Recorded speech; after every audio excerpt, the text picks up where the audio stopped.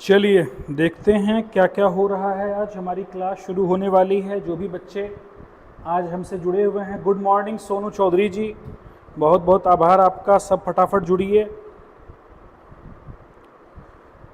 और मुझे इत्तला करिए कि क्या हमारी आवाज़ आप तक पहुंच पा रही है अच्छे से, कहीं कोई दिक्कत तो नहीं होगा। All is set, I think everything is good. और हम लोग लग रहा है, चलिए आवाज़ वगैरह सब अच्छे आ रही है, कहीं किसी प्रकार का कोई कष्ट हमको नहीं दिख रहा। मेरे बच्चों, आज मैं सबसे पहले आप लोगों से क्षमा चाहूँगा कि आपकी क्लास थोड़ी सी विलम्ब हुई। जैसा कि आप जानते हैं आज काउंटिंग का डे है और शहर में जगह जगह पर आज चेकिंग है और निश्चित तौर पर आज भारत के भविष्य को बदलने वाला या भारत के भविष्य को आगे बढ़ा जाने वाला निर्णय हमारा हो रहा है। निश्चित तौर पे भारत में हो रही हर घटना का हम सब पर प्रभाव पड़ता है और इसका कारण भी है कि भाई यही इलेक्शंस की बनाई हुई पॉलिसीज़ हमें, आपको, हम सबको हमारे काम धंधे, हमारे रोज़गार, हमारा भविष्य कैसा होगा इसका निर्धारण करता है। तो आज इस पर्व में मैं चाहूँगा कि निश्चित तौर पे ये कार्य तो हो ही रहा है और पढ़ाई होना अपने आप में एक बहुत बड़ा सौभाग्य का विषय है हम सभी के लिए। गौरव कुमार 1 नंबर, बहुत बहुत धन्यवाद। तो मेरे बच्चों, आज हम अपनी यात्रा को आगे बढ़ाएंगे और कोशिश करेंगे कि कल जो हमने सीखा था उससे थोड़ा सा कदम और आगे बढ़ाते हैं। तो दोस्तों, कल हमने क्या क्या सीखा था याद करिए। चलिए अब हम ध्यान देते हैं बेटा। कल हमने सीखा था, सबसे पहला सीखा रहा, कल हमने सीखा था सबसे पहले पावर सेट। दूसरा, कल हमने सीखा था सबसेट लिखना खूब अच्छे से। कल हमने सीखा था सुपर सेट, ठीक है। और कल इसके अतिरिक्त हमने power set, super set, subsets, इन सबको समझने के उपरांत आज हम जो सीखेंगे, आज हम थोड़ा करेंगे इस पर प्रैक्टिस। इन प्रैक्टिस के बाद जो आज हम आपको सिखाएंगे वह सिखाएंगे फेमस वेन डायग्राम। क्या सिखाने वाले हैं बाबू? Venn diagram. ध्यान से सुनिएगा, वेन डायग्राम बहुत ही फेमस चीज आज हम लोग सीखने वाले हैं। तो अधिक से अधिक बच्चे सब पहुंच जाइए। चलिए गूग आ चुके हैं। Neeraj Kumar villain, good morning, good morning बेटे। कल की क्लास आप लोगों को जैसा कि पता है वो अनलिस्टेड रह गई थी, आज उसको हम कर देंगे ताकि जो बच्चे नहीं भी देख पाए वह भी उसको देख पाएं। तो पहले एक छोटा सा प्रश्न आप लोगों के सामने में रखूंगा जिससे कि आपका सबसेट और एलिमेंट, इन दोनों का कॉन्सेप्ट क्लियर होने वाला है। तो चलिए सबसे पहले एक बहुत ही प्यारा सा क्वेश्चन मैं आपके सामने प्रस्तुत करता हूं, ध्यान से देखेंगे क्या है वो क्वेश्चन। चलिए, वो क्वेश्चन हमारा हमसे कह रहा है, हमारा क्वेश्चन कहता है which of the following is true. इनमें से कौन सत्य है? ए नाम का एक सेट है जिसका एलिमेंट है फाई, इसका एलिमेंट है करली ब्रैकेट फाई। देखो बेटा, जैसे ही करली ब्रैकेट दे करके फाई हो जाए तो समझ लेना कि सर एक छोटा सेट यानी सबसेट की बात की जा रही है, ठीक है ना।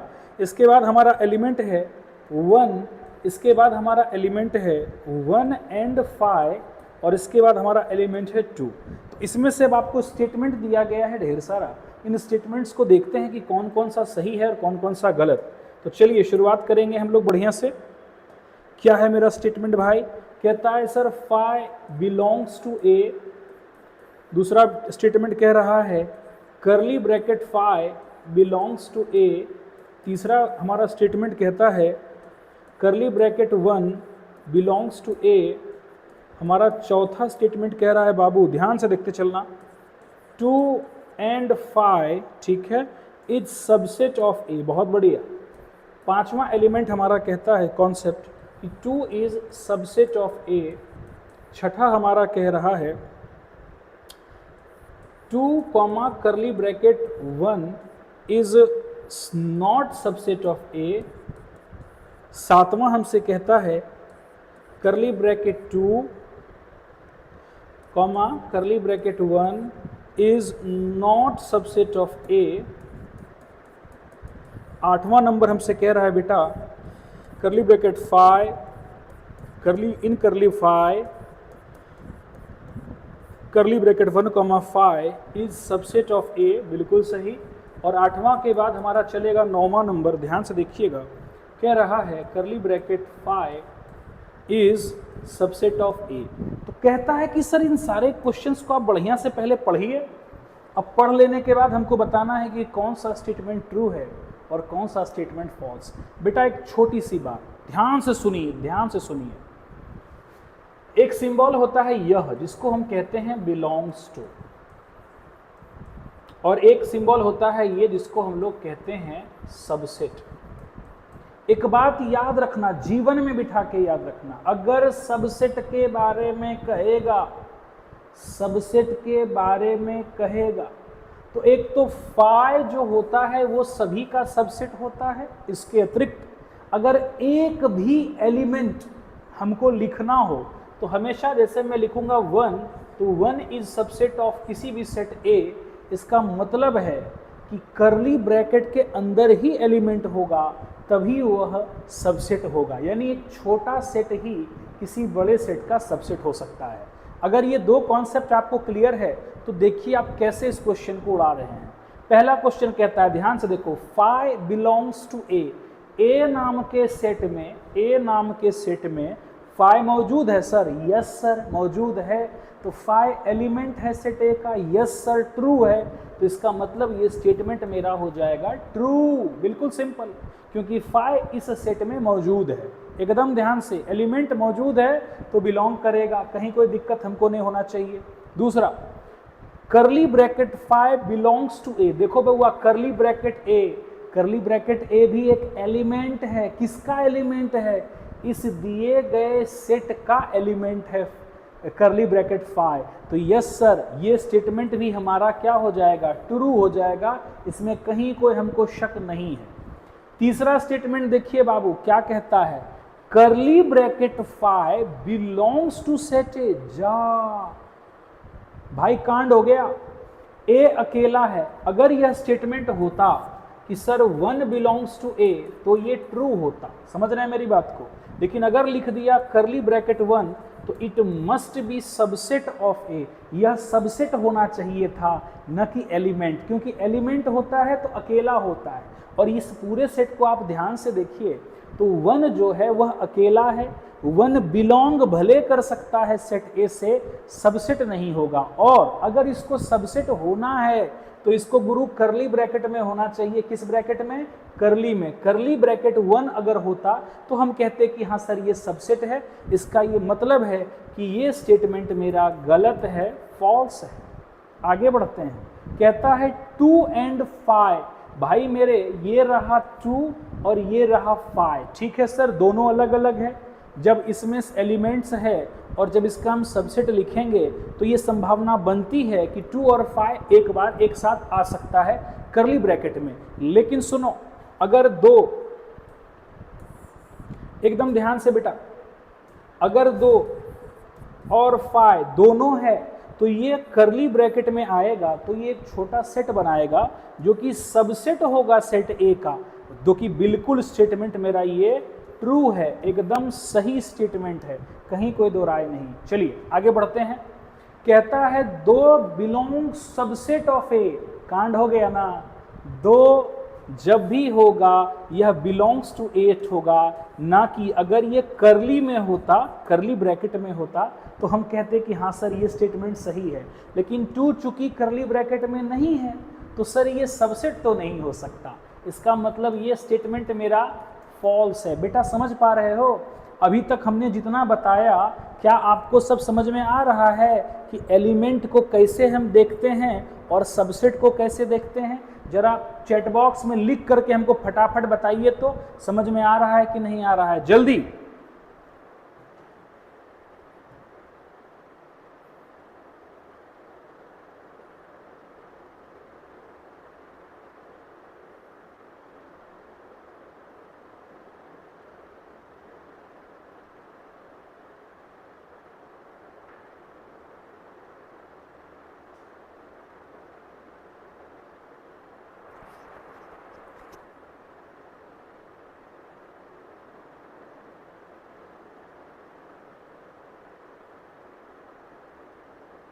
वेरी गुड, गौरव कुमार बोल रहे हैं हाँ सर आ रहा है समझ में।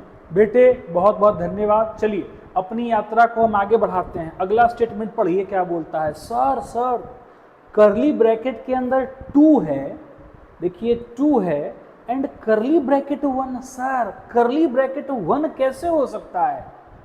या तो ये 2,1, देखो 2 और 1 होता, 2 और 1 होता, तब तो हम कह सकते थे कि हाँ गुरु 2 और 1 दोनों को करली ब्रैकेट में डालेंगे तो ये इसका सबसेट हो सकता है। तो स्टेटमेंट सुनो, कहता है 2 and curly bracket 1 is not subset of A. भाई ये तो सही बोल रहा है, यानी ये स्टेटमेंट मेरा ट्रू है, बिल्कुल नहीं हो सकता। होता क्या? अगर होने वाला भी होता तो क्या होता, इसको जरा मैं आपको समझा देता हूं। क्या होता?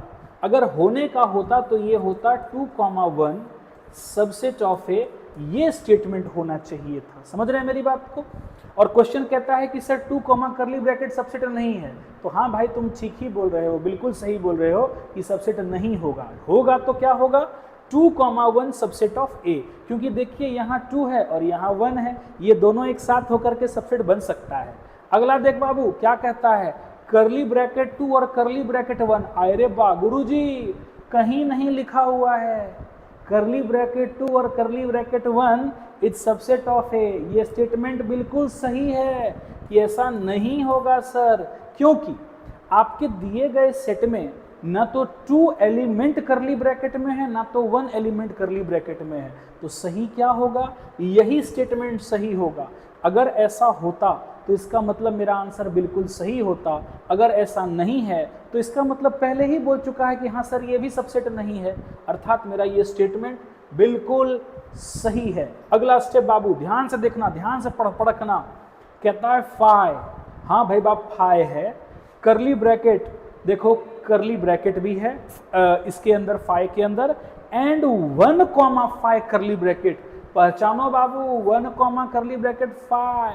कहता है यह सबसेट है ए का। हाँ भाई ये तीनों एलिमेंट जो है सबसेट एलिमेंट ए का है, यानी ये ट्रू है सर, बिल्कुल ट्रू है, कहीं कोई गलती नहीं है। अगला स्टेप कहता है सर 5। भाई बा मेरे, जब हम सबसेट लिखते हैं तो तुमको बताए थे कि पहले तो 5 और फिर अलग अलग जितना एलिमेंट है उसको करली में डालते हैं, है कि नहीं?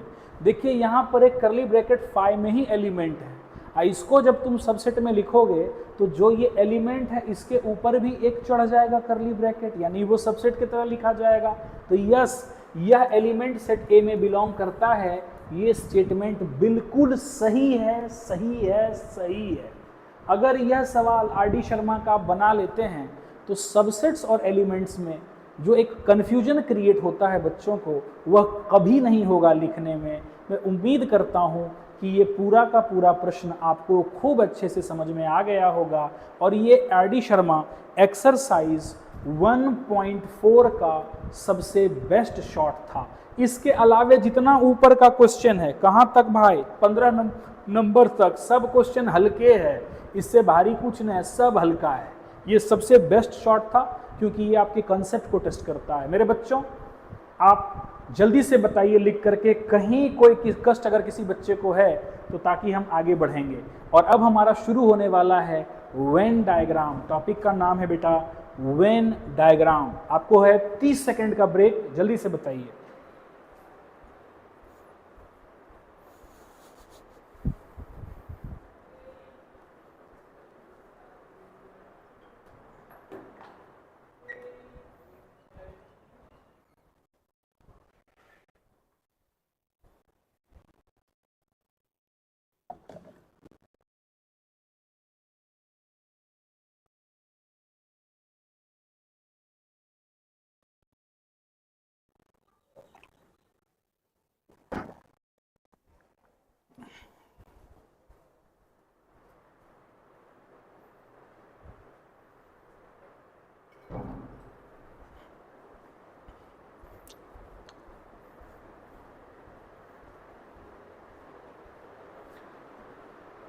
सर अगर कोई सबसेट किसी सेट एलिमेंट का होगा तो उसको इंडिविजुअल कंसीडर कर सकते हैं। फिर से सर, अगर कोई सबसेट किसी सेट का एलिमेंट होगा तो उसको इंडिविजुअल कंसीडर नहीं कर सकते हैं। बेटे सुनो मेरी बात ध्यान से, अगर एक सबसेट फाई इस सेट का एलिमेंट है तो उसको जब भी हम लिखेंगे खास करके सबसेट के फॉर्म में तो उसके ऊपर एक करली ब्रैकेट आएगा ही आएगा। इंडिविजुअल उसको नहीं कंसीडर कर सकते, कभी नहीं कर सकते। एक एग्जांपल मैं और देता हूं, ध्यान से देखना आप जरा। गौरव के इस प्रश्न का एक जवाब और देता हूं। जैसे ए नाम का एक सेट है, इसमें लिखा हुआ है फाई करली ब्रैकेट फाई और डबल करली ब्रैकेट फाई। ध्यान से देखो, ये जो है ना फाई, ये एलिमेंट है सेट ए का, बिलोंग्स करेगा, बिल्कुल सही होगा। ये जो करली ब्रैकेट फाई है यह भी इसका एक एलिमेंट है, यह भी सही होगा। यहां पर देखो बाबू 2 करली ब्रैकेट में लिखा गया है तो यह भी इसका एक एलिमेंट होगा, इसमें कोई दो राय नहीं है, पक्का। अब सुनो, इसमें कुल कितना एलिमेंट है? 3। क्या एलिमेंट है? 3। तो इसका क्या वो सबसेट बनेगा बाबू? 2 पर पावर 3 8 बनेगा। कहीं कोई दिक्कत नहीं है। और तुमसे बोल दिया कि 8 को जरा लिख के दिखाओ तो देखो बाबू हम लिख रहे हैं, एकदम सीख जाओ। सबसे पहला होता है फाई, होगा ही होगा किसी भी सबसेट का। दूसरा देखो बाबू, पहला फाई, इसको करली ब्रैकेट में डाल देंगे तो ये भी मेरा एक सबसेट है। दूसरा का एलिमेंट है बाबू, देखो बाबू पहले से 2 गो में है, पहले से देखो सिंगल में है, एक और करली ब्रैकेट बना के लिखेंगे, यह भी मेरा एक सबसेट होगा। अब देखो बबुआ तीसरा वाला, इसमें फाई पहले से 2 करली ब्रैकेट में मौजूद है। अब हमको इसका सबसेट लिखेंगे तो एक करली ब्रैकेट बाबू और डालेंगे जी, अब यह इसका सबसेट होगा। तो हमको लगता है अब आपको समझ में आना शुरू हो चुका है, कहीं कोई दिक्कत नहीं होगा। फिर सुनो, अब हमारा मन हो गया अकेला अकेला के बाद दो को साथ लिखिए सर, तो एक बार लिखेंगे फाई और एक बार लिखेंगे करली ब्रैकेट फाई को एक साथ। यस, यह मेरा सबसेट होगा। तीसरा, अब ई दोनों को लिखने का मन कर गया सर, तो करली ब्रैकेट में एक अकेला और एक दुकेला वाला को सर इसको भी करली ब्रैकेट में लिख देंगे सर, यह सबसेट होगा। अब सर हम पहला और आखिरी वाला इसको सर हम एक साथ लिखना चाह रहे हैं, यह भी मेरा सबसेट होगा सर। और देखिए 4 3 7 हो चुका है, आखिरी में सबसेट क्या लिखिएगा? तो ये रहा, वह सेट खुद आ जाएगा, यानी phi curly bracket phi double curly bracket phi, this will be the my subset. हमको लगता है यह शॉर्ट आपको अच्छे से समझ में आ गया होगा। गौरव जी थोड़ा सा जरा जल्दी हमको बताइए फटाफट, अच्छे से समझ में आया कि कहीं कोई दिक्कत है, ताकि मैं वेन डायग्राम की तरफ आगे बढ़ सकूं। जल्दी बताइए।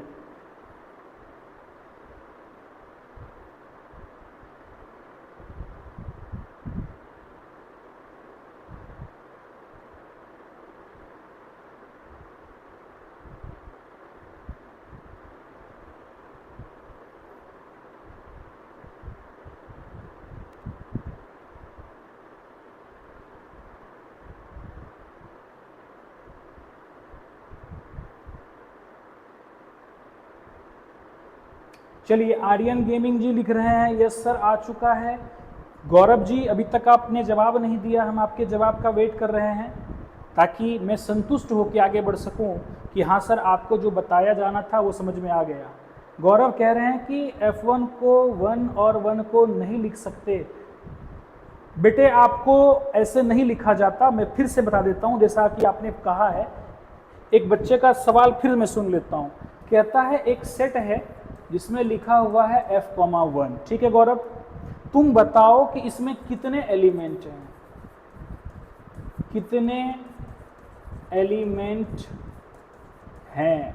तो सर इसमें एलिमेंट है आपका 2, कोई दिक्कत नहीं।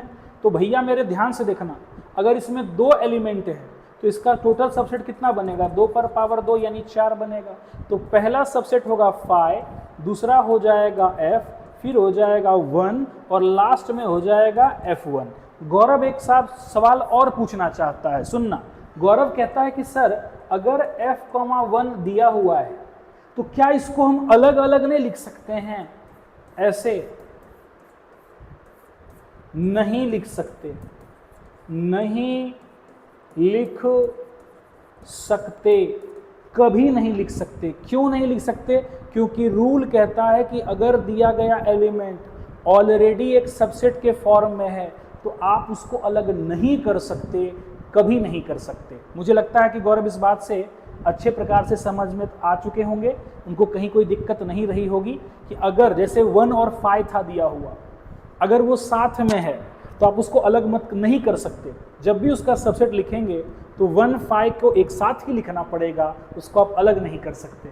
तो मुझे लगता है कि आगे बढ़ने के लिए बात अब लोग कह भी रहे हैं। तो चलिए मेरे बच्चों, आपकी यात्रा शुरू होती है, ध्यान से देखिएगा, मजा आने वाला है। टॉपिक का नाम है बेटे वेन डायग्राम। ध्यान से सुनिएगा, इसका एक और नाम होता है वेन यूलर डायग्राम। इसकी कहानी बड़ी इंटरेस्टिंग है, इसकी कहानी बहुत इंटरेस्टिंग है। वेन साहब जो आदमी थे, वेन, इन्होंने पूरी की पूरी सेट थ्योरी पर काम किया, कहीं कोई दिक्कत नहीं। और यूलर जो हैं आपके, इन्होंने जियोमेट्री पर काम किया है। जियोमेट्री मतलब सर्कल, ट्रायंगल, रेक्टेंगल, इस सब पर इन्होंने काम किया, सब दिन इसी पर काम किया। पेरिस में एक मीटिंग होती है, पेरिस नाम सुने होंगे, फ्रांस की राजधानी है पेरिस। तो वहाँ पर एक मीटिंग होती है और वहाँ की मीटिंग में कॉल होता है कि भैया हम सबको आकर के बैठ के देखना है, आपस में मीटिंग चल रहा है। अब मीटिंग शुरू होने वाली है, उससे पहले की पूरी घटना मज़े के साथ सुनिएगा, कहानी की तरह पूरा बात दिमाग में छप जाएगा।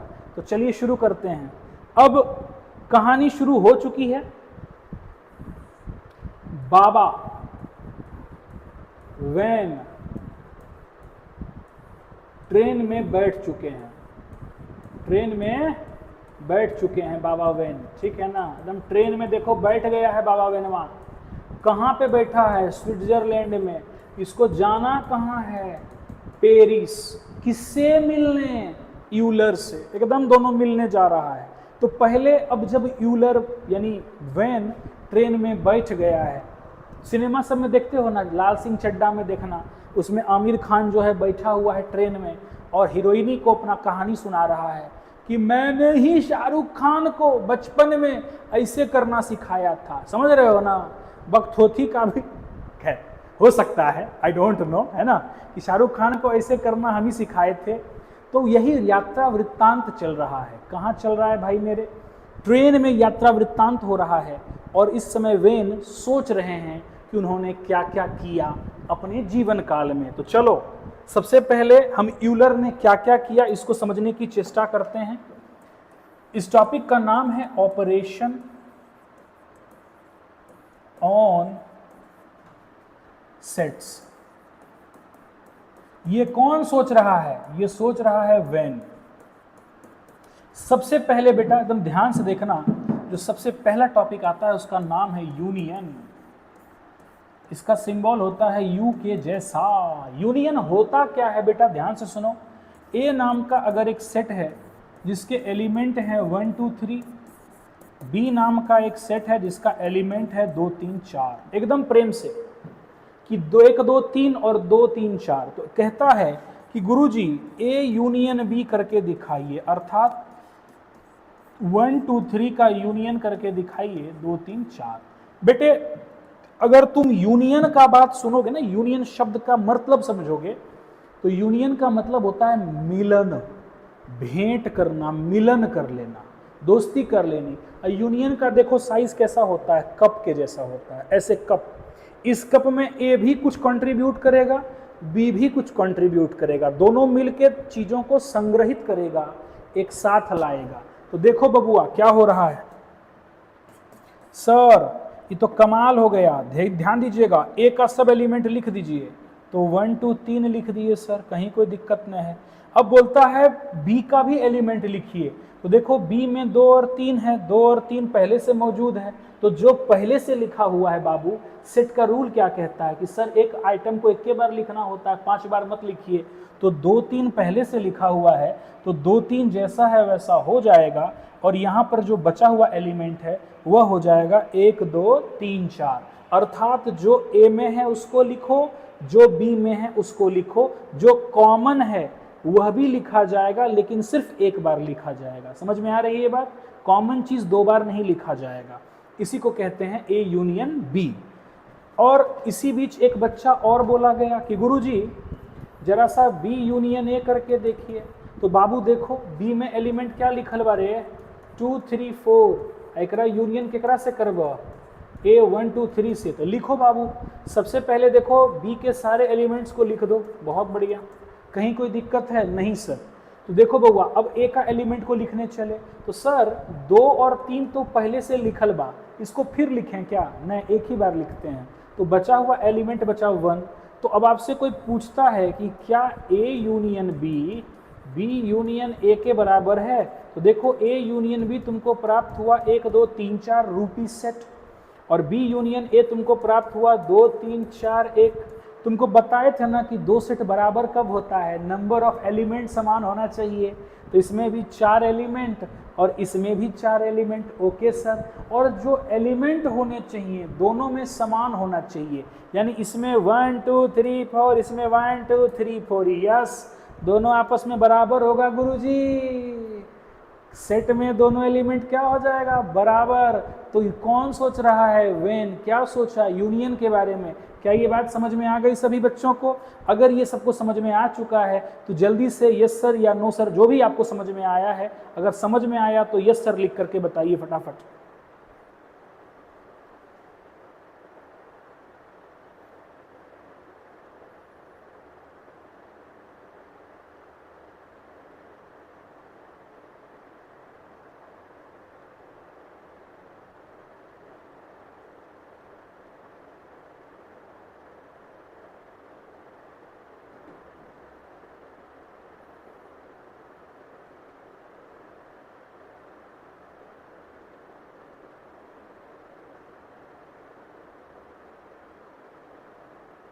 चलिए, गौरव बाबा लिख दिए हैं यस सर, समझ में हमका आ गया है। अब बच्चा लोग ध्यान से देखो, और बच्चा सबको लिखना था।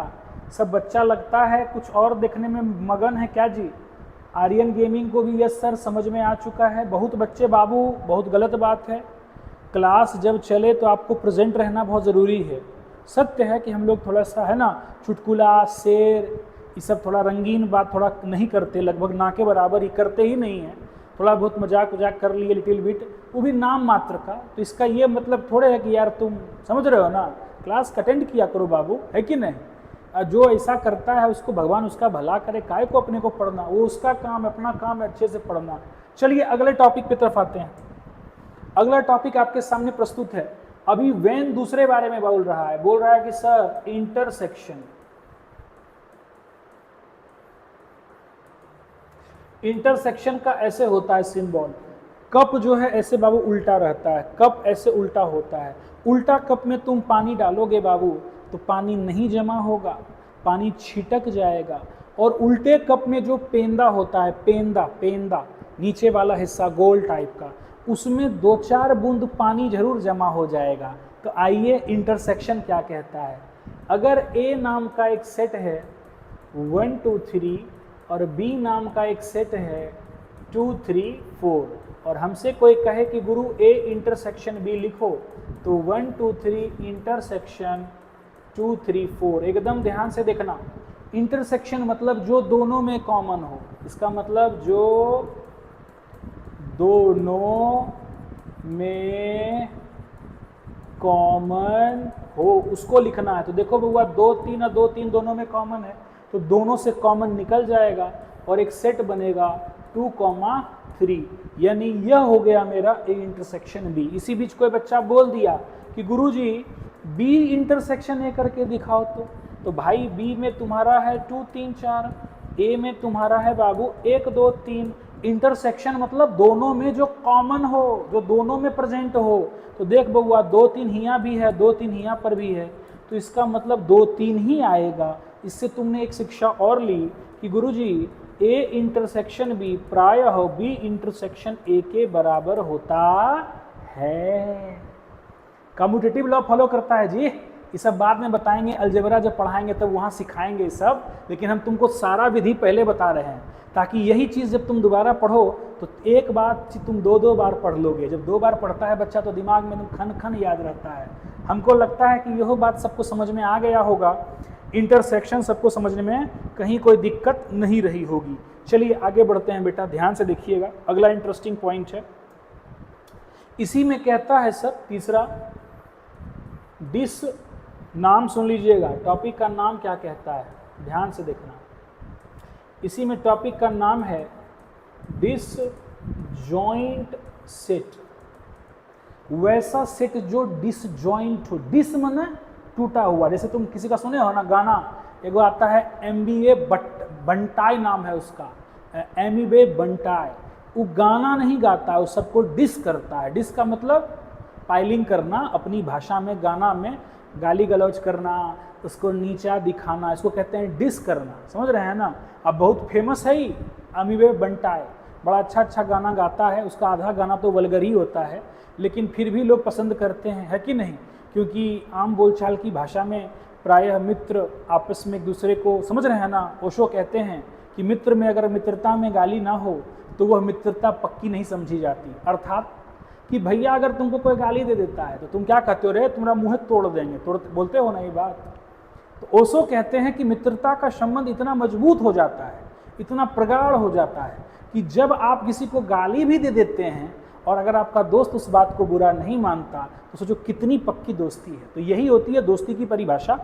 तो मेरे बच्चों, डिसजॉइंट सेट्स क्या होता है, आइए मजा लेते हैं। कहता है कि if A and B are two sets such that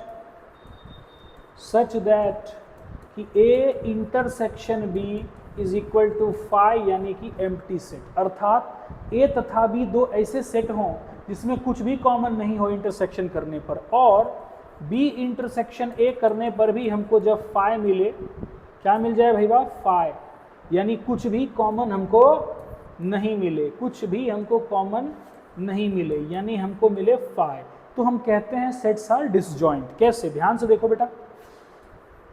ए नाम का एक सेट है जिसका एलिमेंट है 1 2 3, बी नाम का सेट है जिसका एलिमेंट है 4 5 6।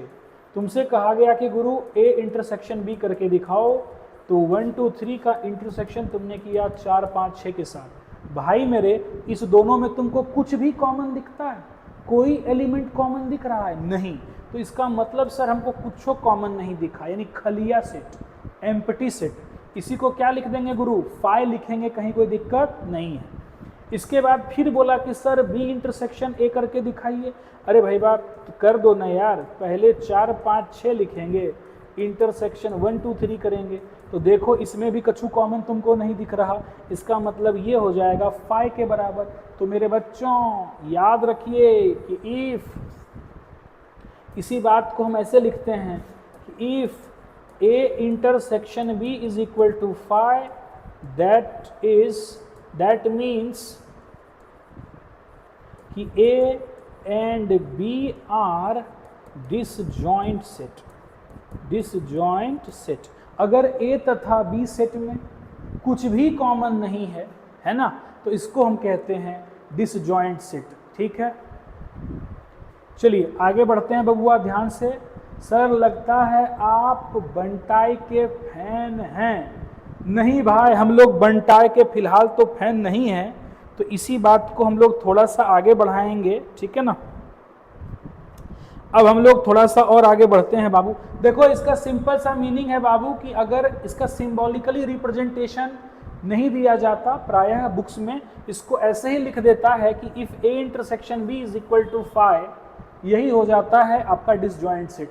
सभी लगभग किताबों में जितना लगभग बुक्स हमने देखा है उसमें लगभग यही सिंबल यूज़ किया गया है डिसजॉइंट के लिए। ठीक है, आपके पास अगर हो तो हमें भी भेजिएगा, हमारे लिए अच्छा रहेगा।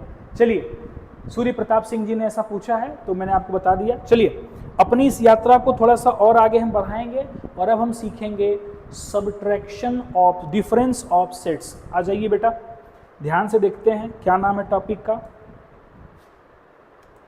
तो टॉपिक का नाम है डिफरेंस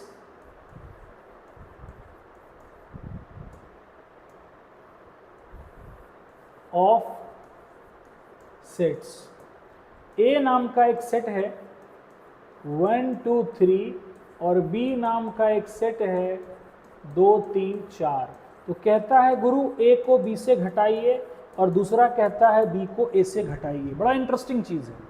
कह रहा है कि सर ए को बी से घटाइए और बी को ए से घटाना है आपने। आओ बाबू कर लेते हैं। ये रहा ए, तो जब ए लिखा है पहले तो ए में 1 2 3, बी में लिखा है 2 3 4, तो कहता है आपको सब्ट्रैक्ट करना है। भाई बात तुम एक बात सुनो, मेरी बात ध्यान से। तुमसे हम कहें कि 4 में से 3 घटा दो, तो देखो एक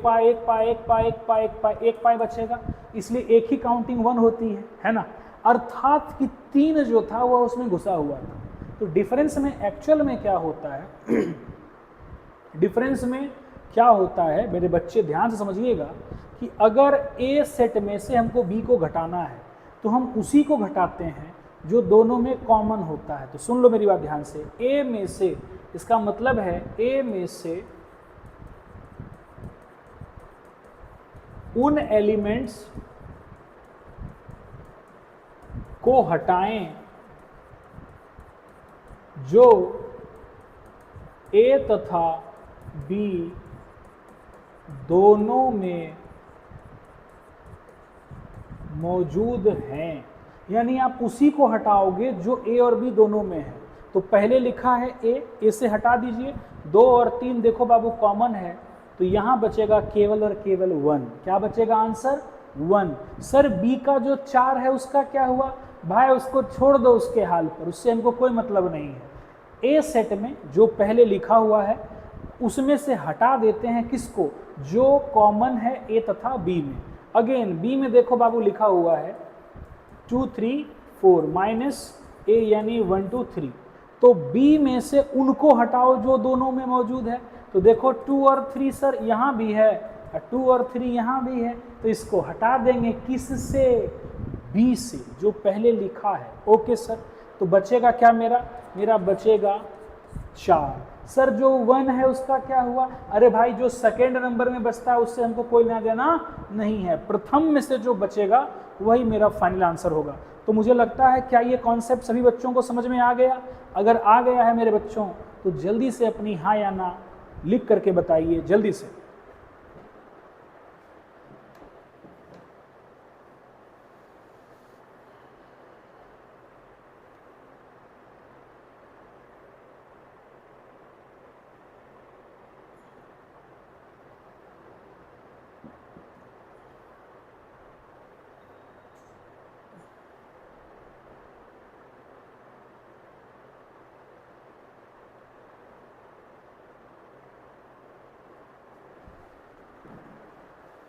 भैया लोग सब बोल रहे हैं 1 नंबर समझ में आ गया। गौरव जी बोल रहे हैं हाँ सर। भैया और सारे बच्चे भी बताइए फटाफट, मज़ा नहीं आ रहा इतना से। चलिए आगे बढ़ते हैं। सारे बच्चे अगर अभी देख रहे होते तो लगभग 150 से ऊपर प्लस 200 के लगभग आंकड़ा पहुंच रहा होता 11th का बच्चा। लेकिन बहुत बच्चा अभी पता नहीं कहाँ मगन रहता है। ये अच्छी बात नहीं है बेटा, ये एकदम आप गलत कर रहे हो। अभी करंट लाइव में जब आप देखते हो तो चीज़ों को आप सीखते हो, है कि नहीं? आप सोए रहेंगे तो कैसे काम चलेगा? देश का भविष्य सो जाएगा। ऐसे अच्छी बात नहीं है, इसको ध्यान से सुनिए, एकदम सर्टेनिटी के साथ क्लास अटेंड करिए, क्योंकि लाइव क्लास का एक बेनिफिट है, तुम जो चाहो पूछ सकते हो, जितना चाहे पूछ सकते हो। हालांकि हम ऑफलाइन में भी चीज़ों को रिपीट फिर तो करेंगे ही, फिर भी आपका काम है कि हमको अहेड रहना है, एक कदम आगे रहना है कि नहीं? चलिए आगे बढ़ते हैं बेटा। डिफरेंस के बाद अब जो हमारा इसी में एक चौथा पार्ट आता है जिसका नाम होता है सिमेट्रिक डिफरेंस। क्या कहते हैं इसको? सिमेट्रिक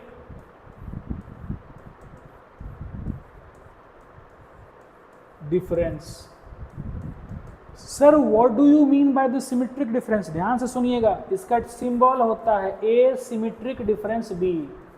ये डेल्टा यूज होता है बी में, एक छोटा सा ट्रायंगल सिंबल होता है जिसको सिंबल का मतलब होता है सिमेट्रिक डिफरेंस।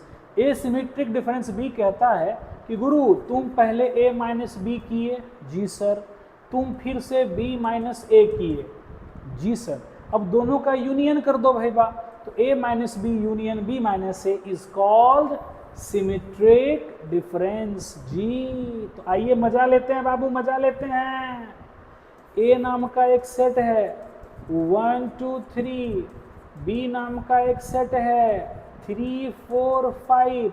आपसे पूछता है बताइए ए सिमेट्रिक डिफरेंस बी क्या होगा। तो सिंपल सा लॉजिक है गुरु, कर लेते हैं। सबसे पहले आपको चाहिए a माइनस बी।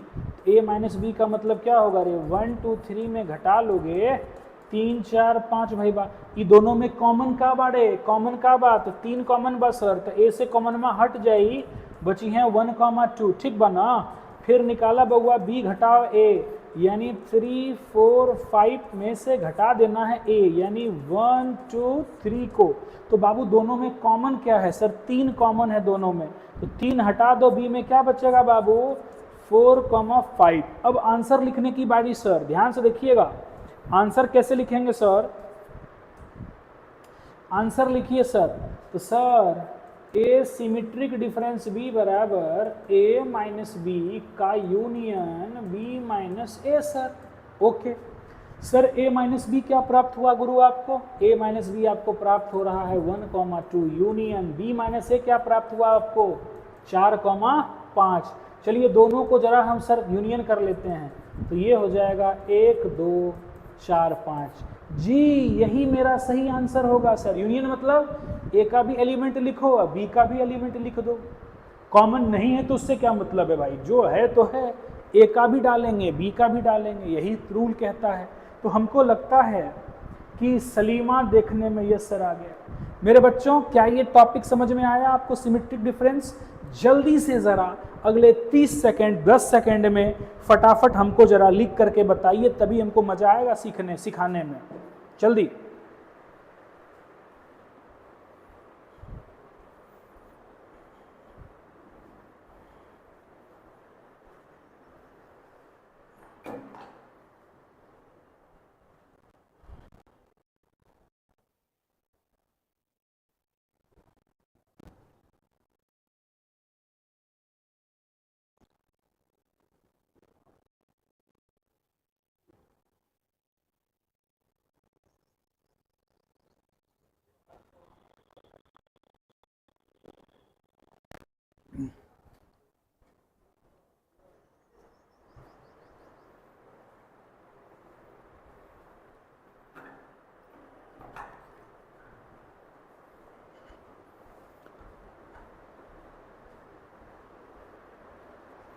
चलिए बहुत सारे बच्चों का आ रहा है कमेंट, हाँ सर आ गया सर, यस सर आ गया सर, बहुत बढ़िया बहुत बढ़िया।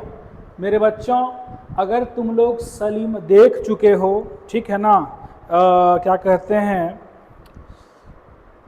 कि हमको पता चल चुका है यहाँ पे सिमेट्रिक डिफरेंस, तो अब हम थोड़ा सा आपकी यात्रा को और पुश करेंगे और पुश करके लेके चलेंगे यूनिवर्सल सेट की तरफ। थोड़ा सीखना जरूरी है हर चीज़, तभी आपको कॉम्प्लीमेंट समझ में आएगा बढ़िया से। आइए ध्यान देते हैं। तो हमारा अगला जो टॉपिक है उसका नाम है यूनिवर्सल सेट। क्योंकि जब तक आप यूनिवर्सल सेट को नहीं समझिएगा बउआ, तब तक आपसे कॉम्प्लीमेंट तो समझ में आने से ही रहा। तो आइए थोड़ा सीखते हैं क्या होता है यूनिवर्सल सेट, एकदम प्रेम से। बेटा एक सेट है ए, इसका एलिमेंट है 1 2 3। एक सेट है बी, ध्यान से सुनना, इसका नाम है 2 3 4। एक एलिमेंट है सी जिसका एलिमेंट है 5 6 7। कहीं कोई दिक्कत नहीं। अब तुमको कहता है सर यूनिवर्सल सेट लिख के दिखाओ, नाम से ही लग रहा है यूनिवर्सल। अगर तुम इसको ऐसे समझो कि ये तुम्हारे पापा हैं, अगर तुम इसको समझ लो कि ये तुम्हारे चाचा हैं, और ये समझ लो कि ये तुम्हारे बुआ हैं, है ना, तीनों, तो मेरे भाई यूनिवर्सल सेट को आप अपने दादाजी समझो। यानी एक ऐसा सेट जो कि अपने कंपोनेंट सेट के सारे एलिमेंट्स को अपने पास रखता हो। अर्थात यूनिवर्सल सेट अगर मैं इस तीनों सेट के रिगार्डिंग लिखूंगा तो ए के सारे एलिमेंट्स की एंट्री इसमें हो जाएगी, बी के सारे एलिमेंट 2 3 4 ये भी लिखा जाएगा, है ना, और सी का सारा एलिमेंट यानी 5 6 7 लिखा जाएगा, और यही मेरा कहलाएगा यूनिवर्सल सेट, यानी एक ऐसा set which is the combination of all element of its constituent set, यानी एक ऐसा सेट जो कि जिस समय हम यूनिवर्सल सेट की बात कर रहे हैं ठीक उस समय आपके कौन कौन से कंपोनेंट सेट हैं, ए हैं, बी हैं, सी हैं, उन सब के एलिमेंट को डाल दो, वही बन जाएगा तेरा यूनिवर्सल सेट। तो हमको लगता है सबको समझ में आ गया होगा कि यूनिवर्सल सेट बा क्या होता है, समझे कि नहीं समझे। यानी जिस समय हम जिस सेट की यूनिवर्सल सेट की बात कर रहे हैं, मान लो अभी बात कर रहे हैं, तो इस समय इसके कंपोनेंट कौन कौन से हैं, ए बी सी, उनके सब एलिमेंट को उठा के इसमें भर दो, एक ही बार एंट्री करेंगे, 5 बार नहीं, एक बार लिखेंगे, उसी को कहते हैं यूनिवर्सल सेट। यहाँ तक समझना सबसे आसान है मेरे हिसाब से। अब हम बात करेंगे बाबू कॉम्प्लीमेंट ऑफ अ सेट। इसी को लिखा जाता है कई जगह पर, ए सेट का कॉम्प्लीमेंट ए सी, कहीं पे लिखा जाता है ए बार, कहीं पे लिखा जाता है नेगेशन ऑफ ए, कहीं लिख देता है नॉट ए, ठीक है ना। तो these are called the complement of set A, इसी सबको हम लोग कहते हैं कॉम्प्लीमेंट। कहीं कोई दिक्कत नहीं ना। तो इतना सा बात अगर आप समझ चुके हैं कि what do you mean by the complement of set, तो चलो शुरू करते हैं। कॉम्प्लीमेंट ऑफ सेट कहता है कि सर यूनिवर्सल सेट में से ए को घटा दीजिए, उसी को कहते हैं कॉम्प्लीमेंट सेट। अरे भाई इसका मतलब सर हम नहीं समझे, आइए ना सर समझाते हैं, मजा ला देंगे सर। देखिए ध्यान से सर, है इसको उठा लीजिए सर, एकदम इसको उठा लीजिए सर, एकदम उठा लीजिए, कोई टेंशन नहीं लेना है सर, ध्यान दीजिएगा सर, ध्यान दीजिएगा। देखिए देखिएगा भैया लोग, ये ए नाम का एक सेट है, ये बी नाम का सेट है, एक सी नाम का सेट है, जी सर है। इनकी मदद से आपने यूनिवर्सल सेट लिख दिया। अब आपसे कहता है कि गुरुजी जरा ए कॉम्प्लीमेंट बताइए तो क्या होगा। तो भाई बा ए कॉम्प्लीमेंट का मतलब समझा तुम, पिताजी जो तुम्हारे पापा थे वह दादाजी मान लो एक को खेत सोच रहे हैं कि बेच दे, जमीन पर का प्लॉट बेचना चाहते हैं तुम्हारे पिताजी, ये दादाजी सॉरी, कि बेच देते हैं अच्छा पैसा आ जाएगा। तुम्हारे पापा बोले अरे भैया ये गलती मत करिए, आप जो प्लॉट बेचना चाहते हैं नहीं बेचना है। दादाजी का मन दुखी हो गया, बोले है तू हमरा फैसला का विरोध करता है। कौन? दादाजी बोल रहे हैं, किसको? आपके पिताजी को, कि तू मेरा फैसला का विरोध करता है, जाओ तुमको हम निकाल दिए अपनी संपत्ति से। मतलब एक कॉम्प्लीमेंट का मतलब है कि आपके दादाजी ने निकाल दिया किसको? आपके पिताजी को। यानी यूनिवर्सल सेट में से जब एक सेट एक खुद निकल जाएगा उसी को कहते हैं कॉम्प्लीमेंट ऑफ सेट ए। चलो आंसर निकाल भाई, क्या हो जाएगा? तो बउआ 1 2 3 4 5 6 7 इसमें घटा देते हैं वह ए को, 1 2 3 को, भाई वाह 1 2 3 1 2 3 गायब, क्या बचेगा? तो आंसर हो जाएगा 4 5 6 7। आ गया समझ में? इसी बीच कोई बोल दिया सर सी कॉम्प्लीमेंट निकाल के दिखाइए, तो यानी यूनिवर्सल सेट में से सी को घटाएंगे, अर्थात 1 2 3 4 5 6 7 घटा के 4 5 6 7 को हटा रहे हैं। सी को सॉरी सी क्या है मेरा? 4 5 6, सी है मेरा 4 5 सॉरी 5 6 7 सॉरी तो 5 है मेरा 5 6 7, सी हटा दो 5 6 7 5 6 7, तो क्या बचेगा तेरा बचेगा 1 2 3 4। कहीं कोई दिक्कत है समझने में? कॉम्प्लीमेंट हमको लगता है समझ में आ गया। इसी बीच एक बच्चा बोला कि सर पिताजी तो हमारा सही बात कह रहे थे ना, तो दादाजी ऐसा क्यों किए? थोड़ी देर बाद तुम ही गए, दादाजी को समझाया कि दादाजी आप गलत कर रहे हो यार, बहुत गलत कर रहे हो, पापा सही तो बोल रहे हैं। तुम्हारे दादाजी का बुद्धि परिवर्तित हो गया, यानी उन्होंने अपने फैसले को वापस बोला ले लेते हैं, आ जाओ। अर्थात उन्होंने कहा कि तुम्हारे पिताजी एक कॉम्प्लीमेंट को घर से निकाल दिए हैं, अपने फैसले को बदल दिए, बोले आ जाओ। मतलब एक कॉम्प्लीमेंट का कॉम्प्लीमेंट, एक कॉम्प्लीमेंट का यानी एक का 2 बार कॉम्प्लीमेंट, इसका मतलब सर यूनिवर्सल सेट में से एक कॉम्प्लीमेंट को घटा दीजिए, तो यूनिवर्सल सेट तेरा क्या है भाई बा? 1 2 3 4 5 6 7, ये यूनिवर्सल सेट है। इससे एक कॉम्प्लीमेंट को घटाओ। देखो एक कॉम्प्लीमेंट तुमको प्राप्त हो चुका था पहले से ही, 4 5 6 7। बोलता है सर एक कॉम्प्लीमेंट को ही हटा दो, तो हटा देते हैं, 4 5 6 7 4 5 6 7। तो फाइनली तुम्हारा बचेगा 1 2 3, यानी 1 2 3 देखो क्या है बाबू, तुम्हारा सेट ए है। यानी सर इससे हमको क्या शिक्षा मिला सर? इससे हमको ही शिक्षा मिला कि किसी भी सेट का 2 बार कॉम्प्लीमेंट करेंगे ना सर। समझ रहे हैं ना विनोद? विनोद समझ रहे हो? एक सेट का 2 बार कॉम्प्लीमेंट करोगे तुमको वही सेट प्राप्त होगा। यही ये कहना चाहता है। क्या ये टॉपिक आपको समझ में आ गया विनोदों? अगर आ गया है बबुआ तो जल्दी से जरा लाइक कर दो, जल्दी से, और बताओ कि हमारा समझ में आया कि नहीं आया, फुर्ती के साथ।